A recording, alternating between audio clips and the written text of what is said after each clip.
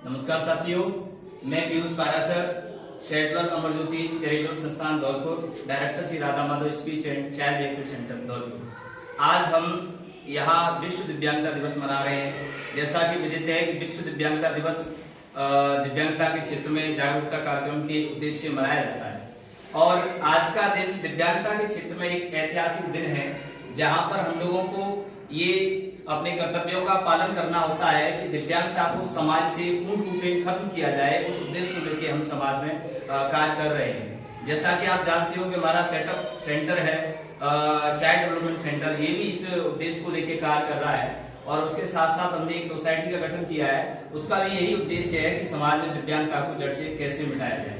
और अब हम बात करते हैं कि जो लोग दिव्यांग हैं उनको समाज की मुख्य धारा से कैसे जोड़ा जाए। इन उद्देश्यों को लेकर हम कार्यरत हैं और यहाँ आज हमारे जो बच्चे जो उनसे जुड़े हुए हैं, उनके अभिभावकगण आए हुए हैं और भी लोग आए हुए हैं जो दिव्यांगता के क्षेत्र में कार्य करते हैं। तो मैं कहना चाहूंगा उन लोगों से आज मीडिया के द्वारा और यहाँ बैठे हुए सभी सम्मानीय सदस्यों के द्वारा कि हमें समाज में एक ऐसा कार्य करना है जो दिव्यांगता को जड़ से मिटाने का कार्य करे। जैसा कि हम देखते हैं कि लोगों में जागरूकता की कमी है, कुछ ऐसी एक्टिविटीज हैं जिनको हम अपन लोग करते हैं जिसके कारण दिव्यांगता समाज में फैल रही है। आज मैं 3 स्थिति को लेके शॉर्टली बताना चाहूंगा कि पेरेंट्स को कुछ चीजें ध्यान नहीं रख पाते हैं जिनके कारण डिसेबिलिटी आज हमारी समाज में हो रही है और किसी फैमिली में कोई बच्चा डिसेबल बच्चा होता है। जैसे कि 3 स्थिति है प्रीनेटल, पेरीनेटल, पोस्टनेटल। प्रीनेटल जैसे जन्म से पूर्व की कुछ ऐसी घटनाएं जो पेरेंट्स को ध्यान रखनी चाहिए। जैसे क्या है कि माँ का किसी संक्रामक बीमारी का होना या फिर जो जन्म से पूर्व माँ को बच्चा जब माँ के पेट में होता है तो माँ को उचित समय पर टीकाकरण नहीं करवा पाते हैं या फिर माँ को पीलिया या कोई सदमा या भारी वजन उठाना, ऐसी कुछ गतिविधि है जिनको हमें ध्यान में रखना है, जिनमें दिव्यांगता होने की संभावना है। पूर्णतः हम नहीं कह सकते लेकिन संभावना रहती है। तो अब बात करते हैं अपन जन्म के समय की। जन्म के समय हमें किन बातों का ध्यान रखना चाहिए जिसके कारण हम समाज से दिव्यांगता को मिटाने में सफल होंगे।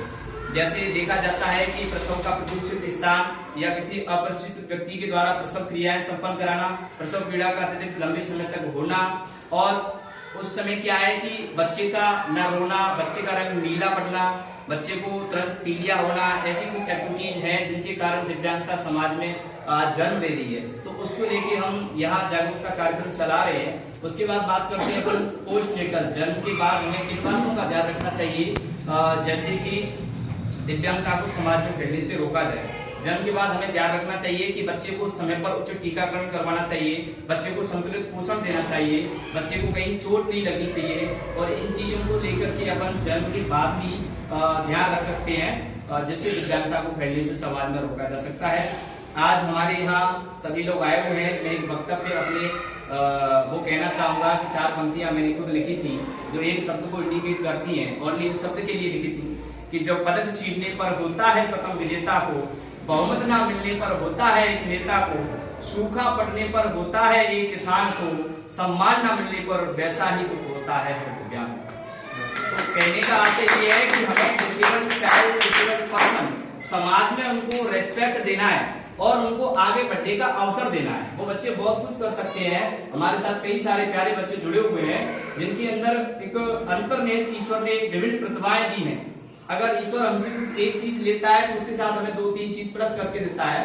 तो हमें चाहिए कि हम उन बच्चों के अंदर के टैलेंट को पहचानें और अपने बच्चे की किसी गतिविधि को दूसरे बच्चे से कंपेयर ना करें। इसलिए यहाँ पेरेंट्स भी हैं, हमारे मित्रगण भी हैं और इस क्षेत्र में कार्यरत लोग भी हैं। तो मैं 4 पंक्तियां और कहना चाहूंगा कि पेरेंट्स ज्यादातर मैंने देखा है डिमोटिवेट मिलते हैं अपने बच्चे को लेके और वो बात सही भी है क्योंकि मैं इस चीज को फील कर सकता हूँ कि जब किसी परिवार में दिव्यांग बच्चा जन्म लेता है तो उसमें क्या है कि बहुत सारी समस्याएं उत्पन्न होती हैं। तो इसको लेके मैं 4 पंक्तियों से कहना चाहूंगा कि अगर तुम्हारा हौसला टूटे तो इतना याद रखना अगर तुम्हारा हौसला टूटे तो इतना याद रखना कि बिना किसी मेहनत के कोई तख्त और ताज हासिल नहीं होते और जुगनू तो ढूंढ लेते हैं अंधेरे में भी अपनी मंजिल, क्योंकि जुगनू किसी रोशनी के मोहताज नहीं। ये पंक्तियां मेरी स्वर थी। तो मेरे कहने का उद्देश्य ये है कि हमें मोटिवेट खुद से होना है, अपने बच्चे को लेकर डिमोटिवेट नहीं रहना है। ये उद्देश्य मेरा बार बार रहता है, कितने भी फंक्शन में यहाँ क्रिएट करूं, कुछ भी करूं, लेकिन सब चीजों मेरा एक ही उद्देश्य है, पेरेंट्स